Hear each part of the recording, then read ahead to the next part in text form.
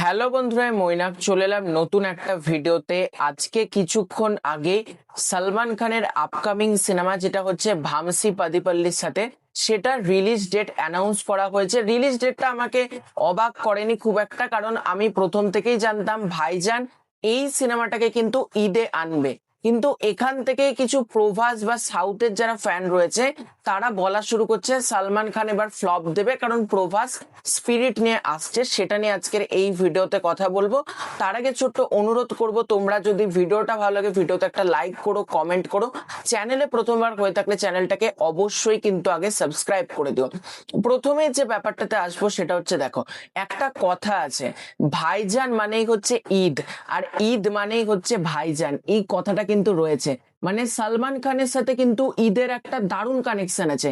সেক্ষেত্রে প্রভাসের সাথে কি ঈদের কোনো কানেকশন আছে, এটা প্রথমে বুঝতে হবে। সালমান খান দাবাং থেকে শুরু করে নানান ছবি, একতা টাইগার থেকে শুরু করে প্রচুর ছবি সালমান খান একের পর এক ঈদে এনেছে এবং ব্লকবাস্টার দিয়ে গিয়েছে। সুতরাং ঈদে সালমান খানের সামনে অন্য কেউ এলে কতটা যে ব্যবসা করতে পারবে সেটার উপর একটা যথেষ্ট প্রশ্ন রয়েছে। অনেকে বলবে সিকান্দার কি আহামরি ব্যবসা করেছে, কিন্তু সিকান্দার শুধুমাত্র সালমান খানের জন্য কিন্তু ব্যবসা করেছিল।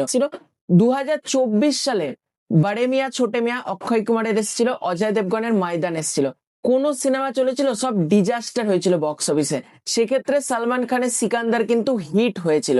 সুতরাং কার সাথে পাঙ্গা নিচ্ছে এটা ভাবতে হবে। আর সালমান খান হচ্ছে একটা মেগা স্টার, আর প্রভাস হচ্ছে দুদিনকার স্টার, এটাও বুঝতে হবে। কারণ প্রভাস, বাহুবলী ছাড়া প্রভাসের আমি ভালো ছবি কিন্তু দেখিনি।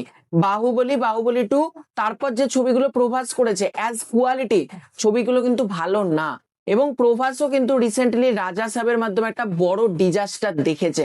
সুতরাং প্রভাস এলেই সালমান খান, মানে প্রভাস ফ্লপ ব্লকবাস্টার দেবে আর সালমান খান ফ্লপ দেবে, এই ভাবনা থেকে কিন্তু বেরিয়ে আসা উচিত।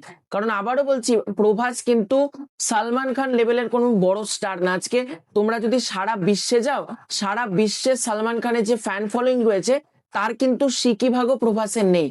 প্রভাস অবশ্য একজন ভালো অভিনেতা, আর সন্দীপ রেড্ডির ভাঙ্গার কথা আর কি বলবো। সেই মানুষটার মধ্যে না আছে কোনো গল্প বলার মানে কোনো চিন্তা ভাবনা, শুধু ভায়োলেন্স ভায়োলেন্স করে রেখে দেয়। ও একটা হচ্ছে সব থেকে ওর্স্ট ফিল্ম মেকার আমি মনে করি সন্দীপ রেড্ডি ভাঙ্গাকে।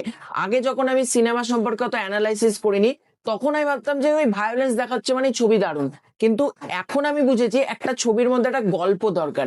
অ্যানিমালেও কোনো গল্প ছিল না, সন্দীপ রেড্ডি ভাঙ্গার গল্প খুব দুর্বল হয়। সুতরাং ভামসির সাথে সালমান খান আসছে। এবং একটা ব্যাপার দেখো, সাউথের ছবি কিন্তু কখনোই নিজের রিলিজ ডেটে আসে না। সাউথের একটা বড় সড়ো জিনিস আছে, সাউথ পোস্টপন্ড করবে। যেমন টক্সিক, টক্সিক রিলিজের 5-6 দিন আগে কি 7 দিন আগে মনে হয় জানালো টক্সিক 19 তারিখ আসছে না, ঈদে মুক্তি পাচ্ছে না টক্সিক। সুতরাং সাউথের ছবি নিয়ে মানে দর্শক বলার স্পিরিট যদি আসেও, কথার কথা ধরলাম, স্পিরিট যদি ঈদে আসেও, আসবে তো নাই এটুকু আমি নিশ্চিত। কারণ একবার ভাই যে কমিটমেন্ট কর দিয়া না, ভাইয়ের সামনে কেউ আসতে পারবে না। ভাই মানে ঈদ, আর ভাই অনেক আগে অ্যানাউন্স করে দিয়েছে। সালমান খান যখন অ্যানাউন্স করছে, প্রভাস কিন্তু এখন অটোমেটিক ভয়ে কাঁপছে যে আমি কি করব। হয় ছবিটা পিছবে, নয়তো ছবিটা যদি সেম ডেটে আসে ব্যবসা করবে না। নর্থ বেল্টে পুরো ফ্লপ, স্পিরিট ফ্লপ হবে।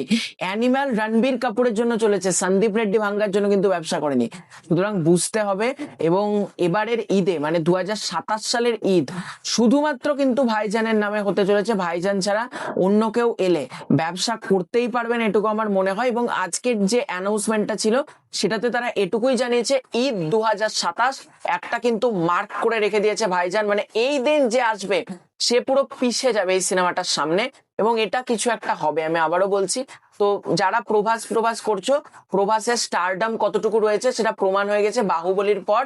বাহুবলী একটা এস রাজামৌলির ছবি, সে তার জন্য ব্যবসা করেছে, কিন্তু প্রভাস কিন্তু কখনোই একটা আল্লু অর্জুন না যেটা বড় ব্যবসা করবে। প্রভাস একের পর এক হাজার ছবি করে গিয়েছে। দেখা যাক, স্পিরিট ছবিটা আমি চাইবো ভালো হবে, কিন্তু যদি সালমান খানের সাথে ক্ল্যাশ করে spirit is flop, spirit flop হবেই।